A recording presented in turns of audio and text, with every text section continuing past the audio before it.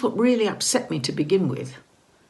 And it was a good twill piece by the time I'd finished carding and spinning and weaving it. Everyone agrees my mother was the best spinner and weaver in our village. And when we moved to Jerusalem, I could hold my own with the best cloth workers in the street, given good wool. And it was good wool. So I had lavished on that weave every skill and art my mother had taught me. And my husband lost it. He lost it. I rue the day I ever let Benjamin persuade me to get it dyed and royal purple. It was a mistake, really, but Benjamin was so pleased with the way it had turned out, and he always had an eye on the main chance. As a minor scribe in the temple, he thought that we could present the robe to Caiaphas, or even Herod Antipas, the king, and earn some kudos. Really. Sometimes he must think I came up the Jordan on a camel. "Where is it?"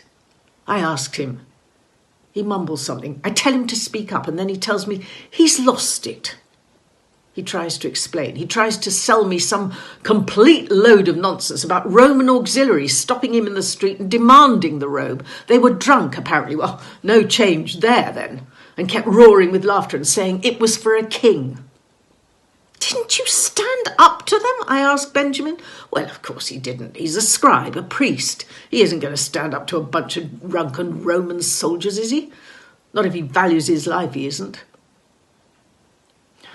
Benjamin told me they disappeared into the Antonia Palace after they stole the robe.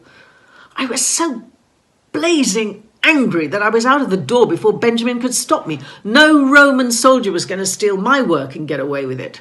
Robe for a king, indeed. Well, maybe it was, but I was the one who was going to decide which king to give it to, and they were going to give it back or feel the rough edge of my tongue, probably both if I'm honest.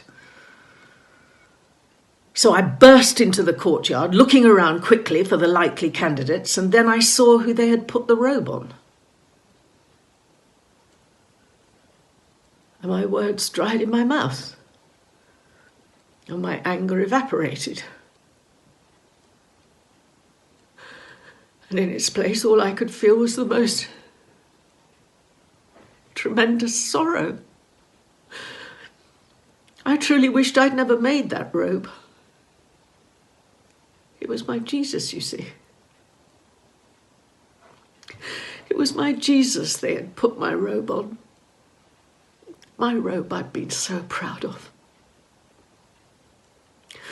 My Jesus, who made nearly everyone think they were special to him. Who had really brought the Torah alive for me for the first time. Who had preached and healed and offered hope and shown us God. They had tortured him and they had sullied all my work by their cruelty. But that wasn't what was really important. It was far worse than that.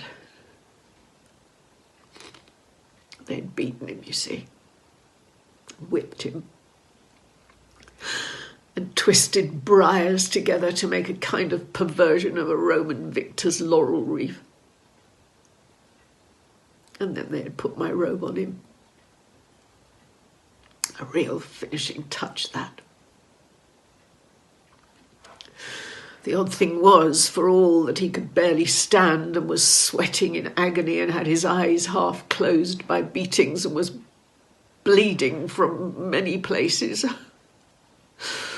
Oh, so many places.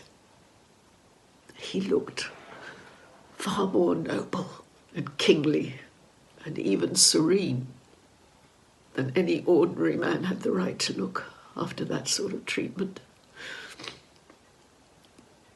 Then, just as I was turning away, he opened his eyes and caught sight of me. I could almost swear that he nearly smiled. I'm certain he went to raise his hand in a kind of blessing. The soldier nearest him hit his arm with a staff, but nonetheless I knew. So I turned and went home. Benjamin asked me about the robe. I told him not to worry. I told him it had been delivered to the king. And then I went into the sleeping room in the dark depths at the back of the house. And I lay down for a long time. And I wept for a king